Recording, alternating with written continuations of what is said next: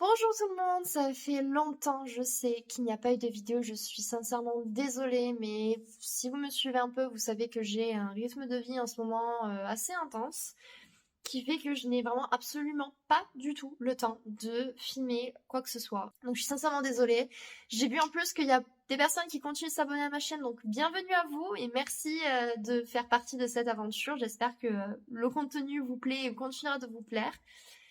Là, on se retrouve aujourd'hui pour un book haul et il est vraiment très très costaud. Et il n'y a pas tout, il me manque deux BD, mais j'ai tout ça, vous voyez, à vous présenter, c'est énormissime. Il y a en réalité pas tant d'achats que ça, vous allez voir. Alors, on va commencer par les livres que j'ai récupérés. Le tout premier, je l'ai récupéré à mon université. Enfin, du moins, on me l'a donné, c'est quelqu'un qui voulait s'en débarrasser. Mais donc, il s'agit de Saveurs du temps de Jean d'Ormesson de l'Académie française d'édition Pocket. Je crois que c'est un peu comme un recueil, enfin du moins il y a plein de textes qui sont repris, alors, ou alors c'est juste en une seule fois que c'est écrit, je sais pas trop, je vais vous lire la quatrième de couverture.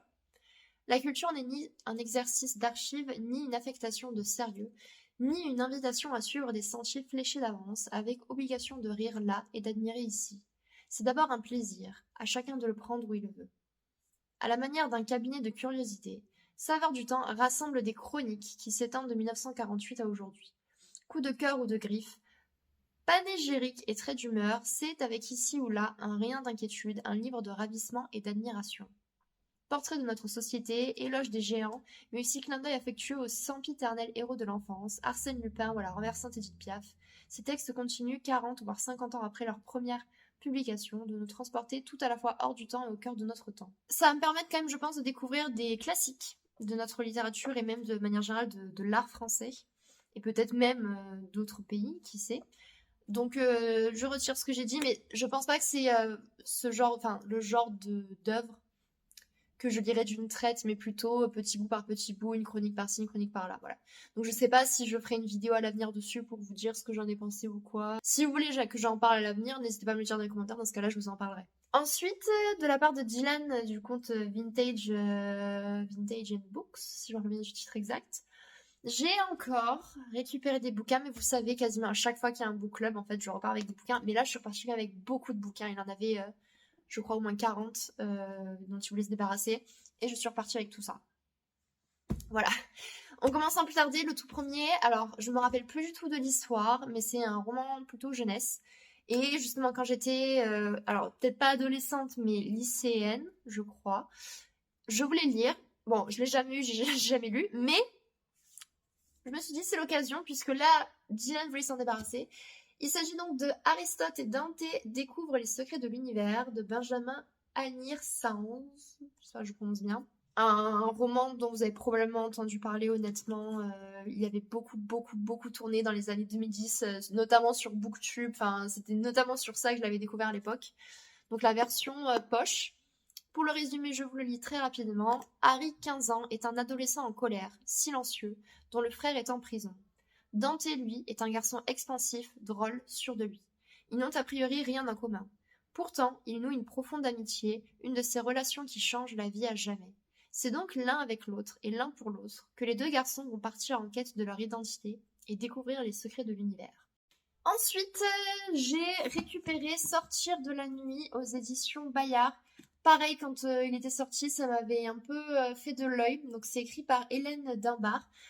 En fait, ça se passe dans les années 80 aux États-Unis et c'est en plein pendant, comment je pourrais dire ça, l'explosion du sida. Il y avait une certaine peur, voire même paranoïa d'attraper cette maladie-là, que l'on considérait comme une maladie homosexuelle qui ne touchait que les homosexuels, hein, les fausses idées de l'époque. Et donc ça se passe dans ce contexte-là où on a justement le personnage, alors je sais pas si c'est à son point de vue ou pas, oui c'est à jeu, mais le personnage principal est gay justement, mais voilà, il vit dans ce contexte-là de la peur du sida, je pense que oui, ses parents ne sont pas du tout tolérants, donc le contexte en fait m'intéresse énormément, donc j'ai hâte de voir ce que ça va donner. Ensuite, on va rester dans le thème de l'homosexualité, on va dire. Mais là, on change complètement de décor. Là, ça se passe au Caire dans les années à nouveau 80, comme quoi peut-être qu'on ne change pas tant que ça de décor. Vous avez dû le voir passer pas mal de fois quand même, celui-là. C'est une sortie assez récente et beaucoup de personnes l'ont lu quand même. En tout cas sur Bookstagram, je l'ai beaucoup vu tourner. Mais donc ce que je sais de toi d'Éric Chacour, dont je lis le résumé. Donc Le Caire, année 1980. La vie bien rangée de Tarek est devenue un carcan. Jeune médecin ayant repris le cabinet médical de son père, il partage son existence entre un métier prenant et le quotidien familial où se côtoie une discrète femme aimante, une matriarque autoritaire follement éprise de la France, une sœur confidente et la domestique, gardienne des secrets familiaux. L'ouverture par Tarek d'un dispensaire dans le quartier défavorisé du Mokatam est une bouffée d'oxygène, une reconnexion nécessaire au sens de son travail. Jusqu'au jour où une surprenante amitié naît entre lui et un habitant du lieu, Ali, qui va prendre sous son aile. Comment celui qui n'a rien peut-il apporter autant à celui qui semble déjà tout avoir? Un vent de liberté ne tarde pas à ébranler les certitudes de Tarek et bouleverse sa vie. Premier roman servi par une écriture ciselée, empreinte d'humour, de sensualité et de délicatesse. Ce que je sais de toi entraîne le lecteur dans la communauté levantine, d'un Caire bouillonnant depuis le règne de Nasser jusqu'aux années 2000. Au fil de dévoilements successifs d'ici avec brio par une audacieuse narration, il décrit un clan déchiré, une société en pleine transformation, et le destin émouvant d'un homme en quête de sa vérité. Donc à voir ce que ça va donner, en tout cas j'en avais entendu que du bien, vraiment, vraiment. Ensuite, alors lui, inconnu au bataillon, mais Diane m'a dit, c'est une dystopie, j'ai dit, ok, j'arrive, je fonce. J'ai donc récupéré À nos héritiers de Gabriel Meyer, qui me rappelle, enfin l'histoire du moins me rappelle un tout petit peu La Sainte Écarlate, et un roman que j'ai dans ma palle et dont j'ai oublié le nom, mais je vous l'avais présenté en fait dans l'un de mes book hauls. Bon, c'est pas grave, parce qu'en fait on est dans une société où en gros la fertilité mondiale s'effondre, et donc forcément ça engendre des problèmes. Donc là, je vous lis une partie du résumé, mais donc confrontée à la perspective de sa propre extinction, l'humanité fait face au chaos et à des bouleversements majeurs que les gouvernements dépassés tentent de gérer dans l'urgence. En France, Maya, Lucille, Inès et tous les protagonistes de ce roman choral poursuivent leur vie tant bien que mal. Entre accès de violence et élan de fraternité, ils traversent au fil des générations les cinq étapes du deuil. Leur destin croisé questionne en filigrane les enjeux de notre société actuelle. Et enfin, dernier roman que j'ai récupéré de chez Dylan. Il s'agit de Runborn, le tome 1 tir d'Ariel Holz, je sais pas comment je vais le prononcer, aux éditions Gulfstream, avec le petit marque-page en plus. C'est un roman jeunesse, vous devez le voir déjà aux couleurs, à la hache. C'est en gros tout ce qui est celtique, nordique. Pour le résumé, je vous le lis tout de suite. Je crois même qu'il y a de la mythologie, mais peut-être que je me trompe, mais il me semble qu'il y en a. Né marqué d'une rune, Tyr est un Runborn. Ah mince, il est là le titre. Voilà, Runborn. Mais, 2 siècles après le Ragnarok, les dieux nordiques, donc mythologie, voilà, ont été oubliés et le jeune homme ignore tout de son héritage. Lors d'un rite de passage organisé par la prêtresse de son village, Tyr découvre qu'il est, comme ses amis Elle et Bragi, le maillon d'une chaîne forgée bien avant sa naissance. Porteurs des pouvoirs d'une divinité, ils doivent réunir les 24 runes dispersées dans le monde pour redonner vie aux dieux. Il leur faudra pour cela convaincre les autres Runborn, ou s'approprier leurs runes par la force. Face au chemin pavé de sang qui s'impose à eux, Tyr et ses compagnons sacrifieront-ils ce qu'ils sont pour accomplir leur mission sacrée? Un petit roman de fantasy, mythologie nordique pour les jeunes, à voir ce que ça va donner. J'ai légèrement peur dans le sens où j'ai quand même vu des quelques chroniques que j'ai vues, mais une majorité était assez négative. Donc, à voir ce que ça va donner. J'espère quand même que ça va me plaire. La partie service de presse, parce que j'en ai reçu 4 d'ailleurs. Il y en a 2 là-bas, il faut que je pense à vous les présenter. Le tout premier que j'ai reçu s'intitule Une lumière dans le chaos d'Hubert Massot. Donc, c'est de l'auto-édition. Je vais vous lire le résumé parce que je ne saurais pas comment vous le présenter. Je vais peut-être juste vous montrer rapidement l'intérieur quand même qui est un peu particulier. C'est-à-dire qu'on a énormément d'articles de journaux. Alors, quand on a la narration, voilà, on a des chapitres très très courts. Vraiment très très très très courts. Puis ensuite, on a comme des articles de journaux. Et il y en a vraiment beaucoup, beaucoup, beaucoup. Pour le résumé, Je vous le lis tout de suite. Pour le bonheur ou le malheur de l'humanité. Imaginez qu'un petit journaliste de province devienne l'auteur d'articles de vulgarisation scientifique qu'il ne comprend pas lui-même. Imaginez que ce savoir soit plus évolué que celui des plus grands centres de recherche scientifique. D'où lui vient cette lumière? Imaginez qu'alors, ce journaliste, René Jusvel, suscite la convoitise des grandes puissances de ce monde. Les faiblesses humaines, la sauvagerie de l'homme réussiront-elles à détourner l'objectif final de ceux qui voulaient du bien à l'humanité? Mais qui sont-ils? Quelle est la source? La lumière survivra-t-elle au chaos? Une lumière dans le chaos, un thriller mêlant espionnage et science-fiction. Ensuite, deuxième service de presse que j'ai reçu, avec des petites photos, la petite carte postale et le marque-page. Peut-être que déjà en voyant ça, certains d'entre vous reconnaissent le roman en question, en tout cas la saga. Mais j'ai reçu de la part d'Eckelfreux le tome 3 qui s'intitule Le côté obscur du poireau. Donc vous savez, c'est la saga du poireau. En gros, c'est un polar mais qui brise un peu les codes, ou en tout cas qui en joue, puisque normalement un polar ne fait pas rire, du moins à la base c'est pas le principe d'un polar, c'est plutôt même de nous donner des frissons, je dirais, de vraiment créer une tension. Alors je ne dis pas qu'il n'y en a pas, bien au contraire il y en a, mais disons que dans le tome 1 il n'y en a peut-être pas tant que ça. Dans le tome 2 il y en a beaucoup plus on avance en fait dans l'histoire et plus le rythme devient saccadé, la tension augmente, et donc là, on ressent, enfin, comment dire, on est vraiment dans un polar, on plonge dedans, mais si vous lisez le tome 1, vous n'aurez pas forcément l'impression que c'est un polar, c'est ça que je veux dire. Mais ça l'est vraiment, croyez-moi, puisqu'il y a des meurtres, il y a de l'enquête, il y a tout ce que vous voulez. Mais donc, on a ce contexte-là, où on va voir cet homme, on ne sait pas trop comment il s'appelle, Sam, Bill, Kaiser, il a différents surnoms, qui clairement est un psychopathe. Et qui va se retrouver sur le chemin de Christophe, un jeune homme, on va dire, très lambda, à la vie assez misérable, mais en même temps très similaire à la vie de plein de personnes. Hein. Il a des conditions de vie assez mauvaises et une vie personnelle et sentimentale pas très bonne. Mais les deux vont se retrouver sur le même chemin, et à partir de ce moment-là, une série de meurtres va s'enchaîner, toutes plus loufoques et déjantées les unes que les autres. Mais petit à petit, je vous dis, on apprend un peu plus sur chaque personnage, chacun a sa propre évolution. Et puis, il y a toute une enquête, enfin bref, j'en dis pas plus, mais vraiment c'est un régal. De toute façon, je vais vous mettre le lien à nouveau vers la vidéo du tome 1 si vous ne connaissez pas du tout, mais il faut que vous le lisiez, c'est vraiment une tuerie. Ensuite, et pour finir sur les services de presse, j'ai reçu 2 BD de la part des éditions Dupuis. Alors, le tome 1, le voici, donc Vermine, et le tome 2, Vermine aussi. Ils n'ont pas de titre en particulier, c'est vraiment tome 1, tome 2, donc celui-là et celui-là. Donc c'est écrit par Salvia. Donc rappelez-vous, je vous avais parlé, pareil, je vais mettre la vidéo là où je parlais des BD, mais j'avais lu In Memoriam du même auteur. Alors c'était pas la même personne qui avait fait les dessins.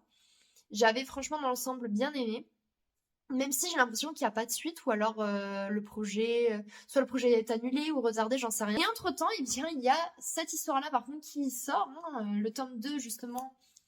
Alors je sais pas, probablement que le tome 2 sera déjà sorti au moment où je sors cette vidéo, mais le tome 2 sort le 7 juin. Mais donc j'ai reçu ces 2 BD là. Au dessin, on a Corgier. Et pour l'histoire, pour moi, on est dans du fantastique, puisqu'on a l'invasion, comment je pourrais dire ça, oui, l'irruption, on va dire, voilà, l'irruption justement de choses surnaturelles dans le monde réel. Puisque c'est clairement ça, hein, le personnage principal qu'on a ici sur la couverture, Marcus, vit dans un monde entre guillemets normal, on pourrait dire comme le nôtre, ne connaît absolument pas l'existence de créatures surnaturelles ou d'un monde parallèle ou de je ne sais quoi, et pouf, ça va lui tomber dessus en gros. Voilà. Donc on est clairement sur du fantastique. Je me disais au début que ça allait peut-être être gore, je trouve au final que ça n'est pas, mais encore une fois de plus, c'est les sensibilités de chacun et chacune. On a du sang, on en a, mais je trouve qu'on en a pas tant que ça, honnêtement, vraiment. Je sais pas, je trouve que ça va. Après, je suppose qu'une fois de plus, c'est les sensibilités de chacun et chacune. Mais par exemple, par rapport à In Memoriam, je trouve ça beaucoup plus soft, pour vous le dire. Voilà. Donc pour l'histoire, on a Marcus qui fait partie d'un gang. tout simplement, à la Nouvelle-Orléans, aux États-Unis. Et ce qui va se passer, c'est absolument pas un spoil, puisque croyez-moi, ça arrive très tôt dans l'histoire et c'est même dit dans le résumé, mais il va se faire tuer. Voilà. Parce que rivalité avec d'autres gangs, etc. Sauf que, en fait, bah, en mourant, il se retrouve dans un univers parallèle. Et en fait, il va comprendre, on va lui expliquer que il y a un lien entre les deux, entre le monde réel et le monde parallèle. Je peux pas vous en dire plus, sinon je vais spoiler l'histoire. Mais suite à ça, en fait, il va se passer plein de nouvelles choses pour lui, parce que lui, en réalité, il aimerait bien retourner juste dans son monde normal, parce que dans ce monde parallèle, ce qui se passe, c'est qu'il y a des créatures. C'est-à-dire que ça ressemble quasiment vraiment comme deux gouttes d'eau à son monde à lui, hein, puisque c'est un monde parallèle. Sauf que, bah, alors j'essaie de pas vous montrer la deuxième page pour pas spoiler, mais voilà, il y a des petites créatures. Voilà, tout simplement. Il y a des humains comme lui parfois, il y a des personnes normales. Mais voilà, il y a aussi juste des créatures au milieu de tout ça. Je vous en dis pas plus parce que j'ai déjà lu le tome 1 au moment où je filme la vidéo et j'aurai lu aussi le tome 2 d'ici 2-3 jours. Donc je vous en parlerai dans mon book review. Mais pour le moment, c'est assez prometteur, j'aime bien, franchement. Ensuite, on continue. Alors, si vous ne le saviez pas, je sais pas si je l'avais dit, mais j'étais en no-buy pendant 1 mois. Je peux vous dire que pile quand ça faisait 1 mois que je l'avais atteint, j'ai mis fin à la période de non-achat. J'ai été, je sais plus pour quelle occasion, pourquoi, je sais plus, mais pour une occasion. Si, oui, pour fêter mes écrits, puisque j'ai obtenu mes écrits, donc là je vais avoir mes euros, c'est pour ça que j'ai un rythme assez intense. Mais donc, pour fêter la réussite des écrits, j'étais allée avec des amis en librairie et j'ai acheté 2 bouquins. Le premier, il m'avait fait de l'œil depuis un moment, je m'étais dit, quand je retournerai chez Cultura, s'il y est toujours, je le prends. Et il y était, donc je l'ai pris. Mais donc j'ai acheté Bride d'Ali Hazelwood. Alors les éditions c'est Berkeley, mais donc c'est en VO. C'est surtout ça qu'il faut retenir, c'est l'édition VO. Je n'ai jamais lu d'Ali Hazelwood. Je la vois passer de partout. Si vous lisez la romance, vous avez forcément vu passer son nom et vous avez probablement même lu ses romans.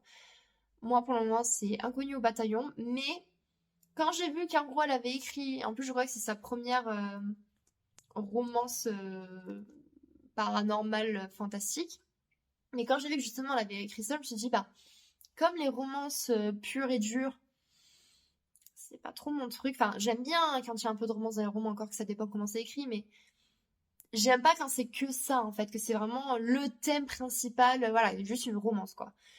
Que là j'ai vu qu'il y avait du fantastique, donc potentiellement de l'action. Je me suis dit bon on va essayer cet auteur avec cette œuvre là, donc je l'ai pris.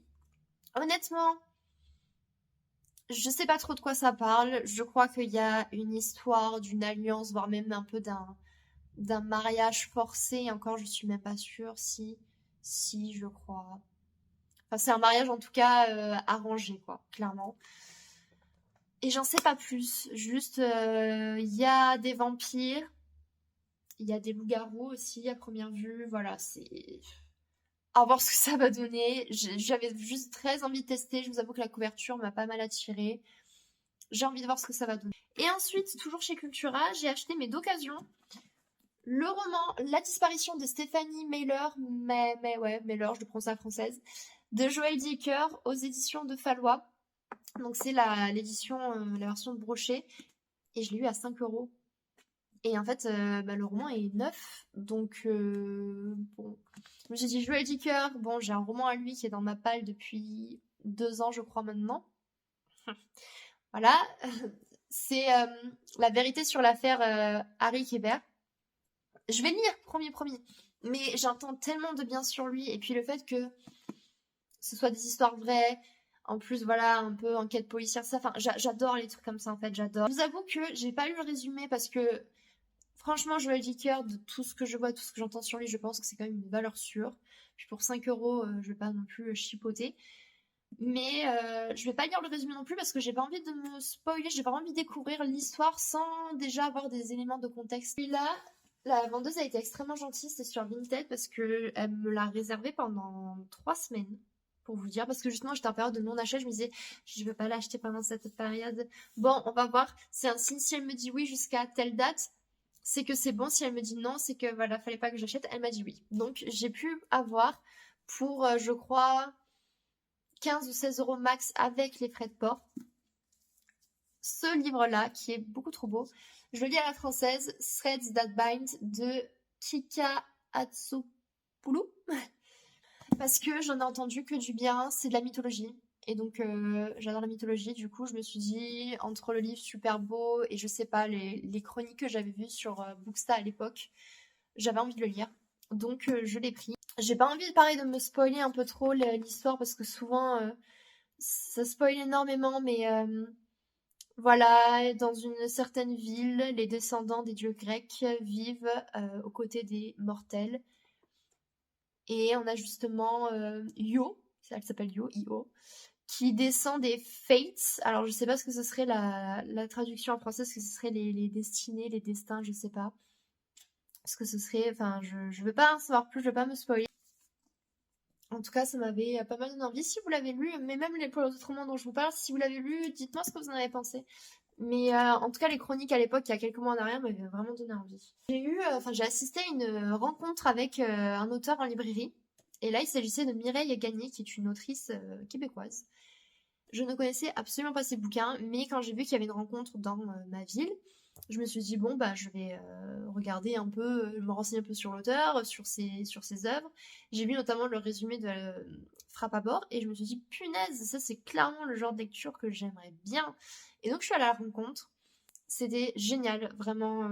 Enfin, je vais pas donner les détails, on s'en fiche, mais j'ai adoré la personnalité de l'auteur, l'intellect, tout, j'ai adoré. Et ça m'a convaincue d'acheter 2 de ses romans. Donc le premier que j'ai pris, c'est au format poche, mais il existe aussi chez les éditions La Peuplade. Le Lièvre d'Amérique, voilà. Qui, en gros, parle de notre société un peu aliénée et de ces personnes, je m'y identifie assez, qui se tuent au travail en fait, veulent tout le temps être performants, tout le temps, hein, les gens perfectionnistes mais maladifs quoi. Et là on a une héroïne qui s'appelle Diane, voilà Diane, qui est comme ça et qui en fait veut tellement être performante qu'elle va finir par aller jusqu'à subir une modification génétique et avoir justement des gènes donc du lièvre d'Amérique. Et donc on va suivre un peu son parcours de vie, on va avoir accès à son passé quand elle était enfant, à plus ou moins son présent, mais aussi au futur. Enfin, on a différentes temporalités qui vont nous permettre petit à petit en fait de comprendre pourquoi elle en est venue à faire ça et en même temps comment elle finit par se reconnecter en fait avec la nature. Enfin, j'en dis pas plus, mais clairement ça m'a beaucoup trop donné envie. Et le deuxième, et alors lui pour sûr, je vais me le lire pendant les vacances d'été. Et tant pis pour plein de romans qui m'attendent dans ma bibliothèque depuis des années pour certains, mais Frappe à bord. Donc aux éditions La Peuplade. Puis les couvertures d'ailleurs, parlons-en, hein, mais parce qu'à la base c'est la même couverture que chez les éditions La Peuplade, mais j'adore les éditions, je les trouve super belles. Et pour le coup, la qualité du papier est superbe, enfin bref.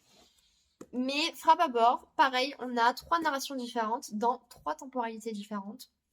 On a une première temporalité qui se passe donc au Québec dans les années 40 et c'est vraiment une histoire vraie et je ne la connaissais pas du tout et en réalité très peu de personnes la connaissent parce qu'il n'y a quasiment aucun document puisque les gouvernements ont fait en sorte de détruire le plus de preuves possible, mais en fait dans les années 40 le Canada avec les Britanniques et les Américains ont en fait fait des expériences en laboratoire pour créer une arme biologique capable de tuer l'homme. Voilà. Cette temporalité-là, où on suit donc l'un de ces scientifiques, on a une deuxième temporalité, un deuxième narrateur, où on suit en fait un Frappe à bord, qui est plus ou moins, enfin l'auteur nous explique que c'était plus ou moins l'équivalent du temps en France. Mais donc c'est cette sorte de grosse mouche qui en fait, quand elles viennent, elle vous arrache la peau, l'homme, ça fait très mal. Et donc on suit son point de vue à elle, et elle d'ailleurs s'exprime directement à nous, humains. Et donc ça dit certaines choses sur notre société d'une certaine façon, j'en dis pas plus. Et on a la troisième temporalité qui se passe plus ou moins dans notre présent, mais en même temps ça pourrait être aussi un peu notre futur. Parce que techniquement c'est dans le futur, mais en réalité il y a des choses qui sont déjà en train enfin qui se sont déjà passées ou qui sont en train de se passer où on se dirige vers ça, ce qui fait du coup très peur. Mais là on suit, j'ai oublié son prénom, mais on suit en tout cas un ouvrier qui un travail dans une usine. C'est très aliénant parce qu'ils répètent les mêmes gestes, etc. Et donc, en fait, tout cet ensemble-là, toutes ces trois temporalités, ces trois narrateurs différents, permettent en fait, déjà ont un lien. Alors, moi, je n'ai pas encore lu le bouquin, donc je ne sais pas exactement, hein, heureusement, mais ils ont un lien, ils se rejoignent. Et surtout, cet ensemble-là permet d'aborder des différents thèmes, notamment celui de la nature.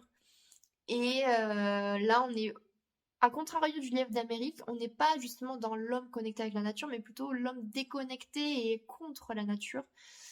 Et en fait, ça nous fait réfléchir sur pas mal de choses, notamment sur voilà, notre relation avec la nature à l'heure actuelle, et surtout cette non-cohabitation, vers quoi elle va mener. Malheureusement plutôt du négatif, je pense. Mais voilà, c'est vraiment en lien avec notre contexte actuel, notamment ces questions de réchauffement climatique, mais aussi le travail, l'alignation au niveau du travail, de plein d'autres éléments. Donc j'ai super hâte de le lire.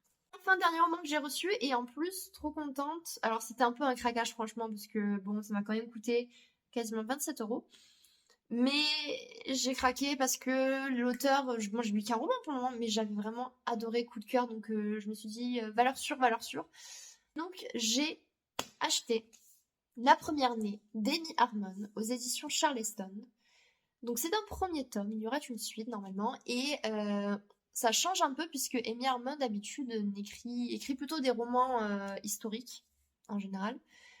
Et là en fait c'est de la fantasy. Voilà, donc ça change totalement. Et je vais vous montrer le bouquin parce que je le trouve super beau. Vraiment, vraiment. On est clairement dans de la fantasy épique, un peu féministe, il paraît. Et je crois qu'encore une fois de plus, c'est en lien avec, peut-être pas forcément la mythologie, mais en tout cas avec le monde nordique. Même thème un peu que Runborn, on va dire. Même si bien différent, puisque là, on est plus quand même pour... je pense, j'espérais, des adultes que des adolescents. Mais donc, je vais vous lire le résumé. C'est une sacrée brique quand même, hein. Ça fait 500 pages. C'est assez costaud. Mais je trouve vraiment le bouquin beaucoup trop beau entre le bouquin relié avec la super belle tranche, même l'effort qu'ils ont fait là, la super belle jaquette, l'intérieur un peu dessiné aussi, et puis le super beau jaspage. Franchement, beau travail. Mais donc je vous lis le résumé très rapidement. Guerrière féroce et implacable, Desdemone a toujours suscité l'admiration des hommes de l'île de Saylock, peu importe leur clan. Aussi quand elle est abandonnée par Banrude de Berne, le père de l'enfant qu'elle porte, car il ne sert pas sa quête de pouvoir, la rage lui fait commettre l'irréparable. Avant de rendre son dernier souffle, en donnant naissance à leur fils, elle utilise son sang pour lancer une malédiction. Plus aucune fille ne naîtra à Saylock. Condamnés à vivre sur des terres maudites, les habitants de l'île s'en remettent aux gardiens du temple pour élire le nouveau roi qui les guidera en ces temps de chaos et d'obscurité. Mais lorsque Banrude présente 7 ans plus tard son nouveau-né au temple, il devient le parfait candidat au trône, car il est le repère d'une fille, la première née depuis la terrible malédiction, et le salut du métier tout entier. Ça y est, c'est la fin de ce book haul. J'ai eu beaucoup de livres à présenter, j'espère que c'est pas trop long. Vraiment de tout. Là, on va du polar à la fantasy, au fantastique, au roman contemporain, à plus ou moins de l'essai, à de la dystopie. On a vraiment de tout en fait. On a vraiment de tout. Et puis adulte, jeunesse, voilà. Là, je pense que il y a au moins un roman parmi tout ça que vous devez vous dire ah ça m'intéresse franchement avec tous les genres différents qu'il y a. Enfin bref, j'espère que cette vidéo vous aura plu. Désolée encore pour mon absence assez longue. J'espère déjà pouvoir sortir cette vidéo assez prochainement, pas trop tard. On se retrouve très prochainement pour mon bilan des lectures du mois de mai, puisqu'il faut aussi que je vous parle de mes lectures de mai. N'hésitez pas pour me soutenir en attendant de mettre des pouces en l'air, mais aussi de commenter. Je réponds toujours aux commentaires, je les lis avec grand plaisir. Et puis à vous abonner si ce n'est toujours pas fait. On se retrouve en tout cas très prochainement, je l'espère. En attendant, portez-vous bien et à très bientôt.